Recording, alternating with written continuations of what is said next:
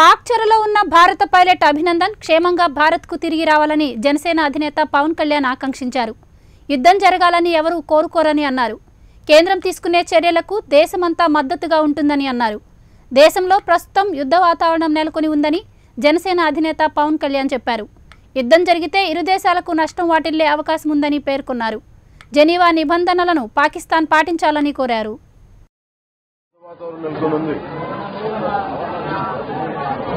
50 మంది central forces చనిపోవడం, కశ్మీర్లో యుద్ధ వాతావరణానికి దారితీసిన పరిస్థితులు,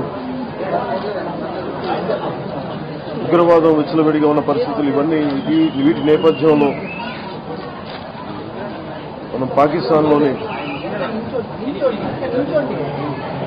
మన స్క్వాడ్రన్ లీడర్ అభినందన్ ఈ ఆపరేషన్స్ లో, వార్ ఆపరేషన్స్ లో అక్కడ పడిపోవడం, వారి పాకిస్తాన్ దేశానికి బందీగా చిక్కడం, ఇవన్నీ చాలా ఆందోళన కలిగించే విషయాలు. యుద్ధం ఎవరు కావాలని కోరుకోరు, యుద్ధం జరగాలని ఎవరు కోరుకోరు, అందరం బాగుండాలని కోరుకుంటాం.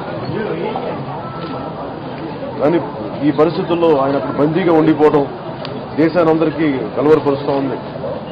ఆయన క్షేమంగా పాకిస్తాన్ నుంచి తిరిగి భారతదేశానికి రావాలి, మనస్ఫూర్తిగా ఆయన క్షేమంగా తిరిగి రావాలని దేశం అందరితో పాటు జనసేన తరఫున మేము కూడా మనస్ఫూర్తిగా ఆయన క్షేమంగా భారతదేశానికి రావాలని మేము మనస్ఫూర్తిగా కోరుకుంటున్నాం.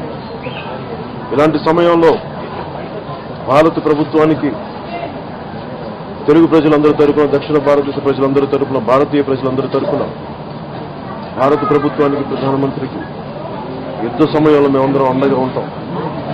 ఈ దేశ సమస్య ఒక పార్టీ సమస్య కాదు. అందుకని జెనీవా కన్వెన్షన్ ప్రకారం ప్రిజనర్ ఆఫ్ వార్గా దొరికినప్పుడు మన సైనికులు వారిని టార్చర్ చేయకుండా క్షేమంగా చూసి యుద్ధ వాతావరణం అయిపోయిన తర్వాత క్షేమంగా తిరిగి వదిలిపెట్టాల్సిన బాధ్యత పాకిస్తాన్ ప్రభుత్వం మీద కూడా ఉంది.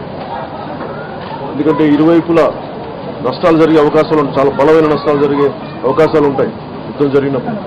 ఇలాంటి యుద్ధ వాతావరణంలో జెనీవా కన్వెన్షన్ తాలూకు నియమ నిబంధనల్ని పాకిస్తాన్ పాటించాలని మనస్ఫూర్తిగా కోరుకున్నాం. అభినందన్ గారిని క్షేమంగా భారతదేశానికి రావాలి,